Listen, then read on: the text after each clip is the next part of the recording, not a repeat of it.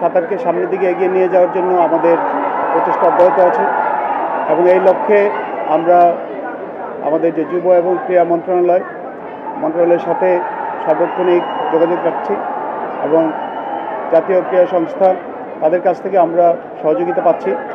এরপরেও আমাদের কিছু কিছু অপ্রাপ্তি আছে, সেগুলি আপনারা জানেন, আমি বিশেষভাবে আর উল্লেখ নাই করি আপাতত।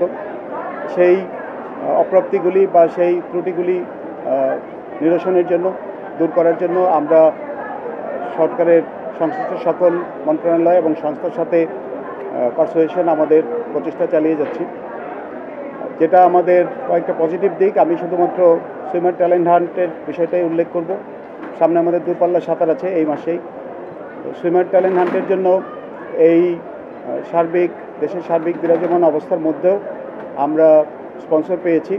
অনেকে এগিয়ে এসেছেন আমাদেরকে সহযোগিতা করার জন্য এবং এর মাধ্যমে আমরা বেশ কিছু নতুন ট্যালেন্ট ইতিমধ্যেই যাচাই বাছাই করে মোটামুটি চূড়ান্ত একটা সিলেকশনের পর্যায়ে চলে আসছি এবং নভেম্বর মাসে আমরা এটার পরিসমাপ্তি সফলভাবে করার চেষ্টা করব ইনশাল্লাহ। এই বিষয়ে আপনাদের সবার সহযোগিতা চাচ্ছি। হবে না এই কারণে স্যার তো ইতিমধ্যে বলেছেন যে তাদের স্কুলের এবং থাকা খাওয়া এবং এখানে থাকবে ক্যাম্পাসের থেকে স্কুলে যাবে সে ট্রান্সপোর্টটা পর্যন্ত স্যার আমাদেরকে দিয়ে দেবেন। তো এত কিছু ফ্যাসিলিটিস পাওয়ার পরও আমার মনে হয় না যে এটা বন্ধ হওয়ার কোনো কারণ আছে।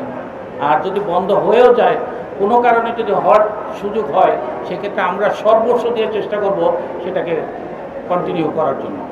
কারণ এই সুযোগ পাওয়ার পরে আর মনে হয় না বাংলাদেশে খেলা যদি আমরা গিলে খাওয়াই তাও আসবে না, এত সুযোগ সুবিধা পাওয়া।